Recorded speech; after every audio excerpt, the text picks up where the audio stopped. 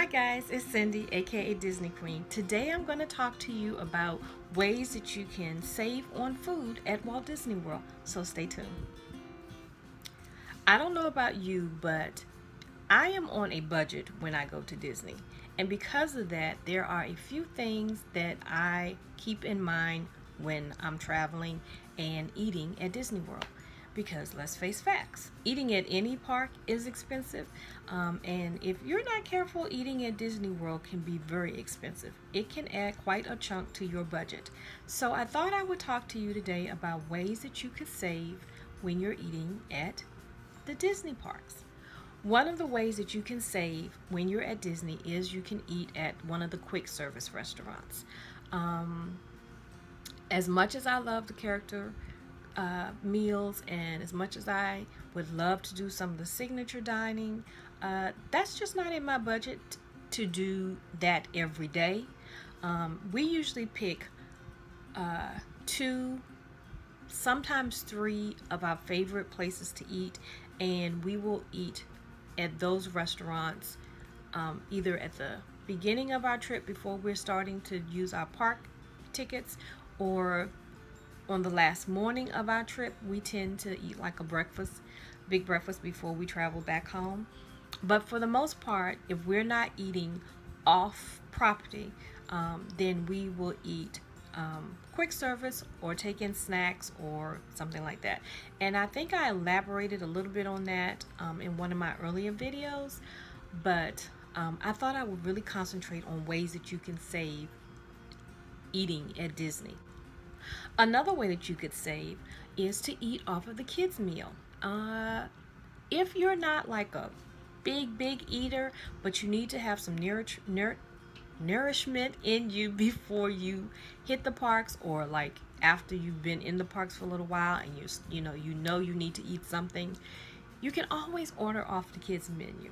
That is not a problem at most of the quick service restaurants. And depending on, if you're eating a buffet, of course, at Disney, then you can't get the kids menu. But if you're eating at one of the quick service restaurants, I would definitely say before you get what's on the main menu for adults, look at the kids menu. In most cases, they even have things that are more healthy for you on the kids menu. You can choose like to have carrots or a piece of fruit instead of french fries.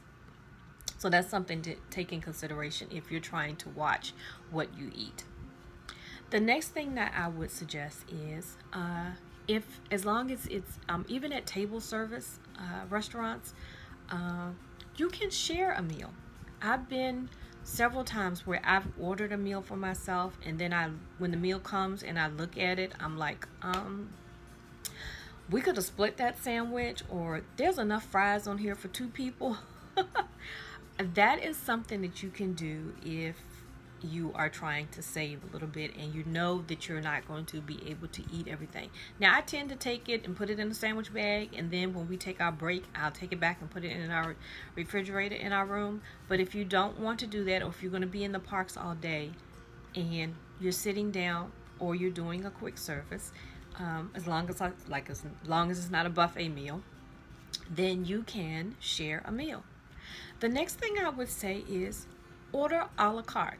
And what I mean by that is check to see if, let's say you order a sandwich, but it comes with two sides. If you just really want a sandwich and something to drink, then ask if that is available a la carte, where they could take off the fries or they could take off the salad, and that would possibly save you a little bit of money. The next one that I would say is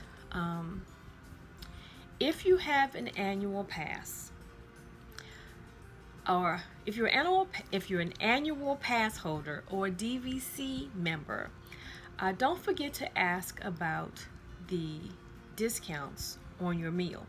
Now, not every place offers a discount to an annual pass holder or DVC member, but many of the restaurants do, and you don't want to miss out on that savings.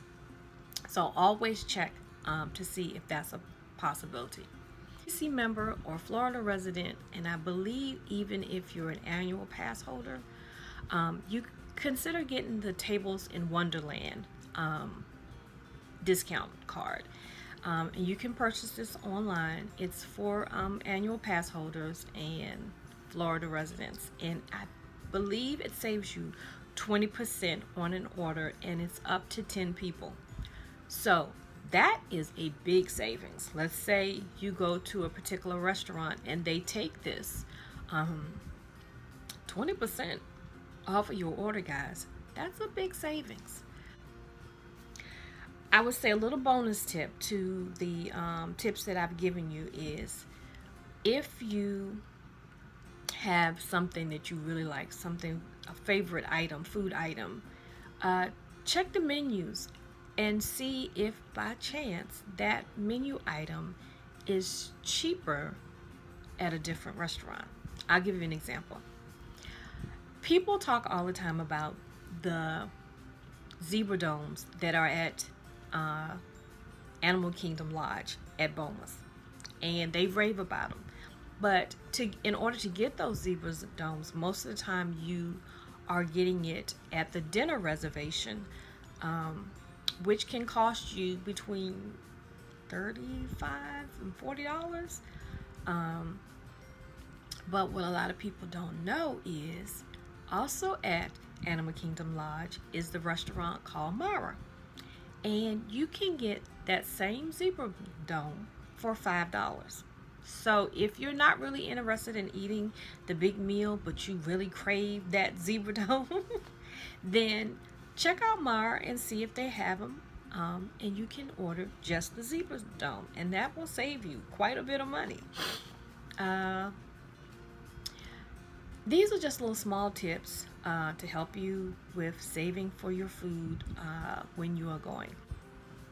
I know some people feel like the ultimate savings is when you can get the free dining plan, which, first of all, you don't get it quite as much as you used to. But second of all, you have to weigh in whether getting that free dining is cost effective. What I mean by that is, you may be able to get free dining, but your room reservation might cost you a little bit more because you're not getting the savings from that. So when you're doing that, you really have to weigh whether it is worth it to you to have those 3 meals available to you. And sometimes they don't offer all 3 meals. It depends on what level you're at or what the particular savings is. Like right now, I know that they have one that has come out for next year, and it only has 1 free meal. Now granted, you do get your beverage cup, so I'm not thinking you get 1 snack. So if that's something that you felt would help you a little bit with your budget, and the cost for your room is not much higher because of that, because you have to weigh out all of your options, then maybe that's the consideration. But first of all, they have to offer it when you're going, and second of all, like I said, you really need to check to see if that is something cost-wise that is a benefit to your family. So these are just a few suggestions on ways that you can save if you're staying on property.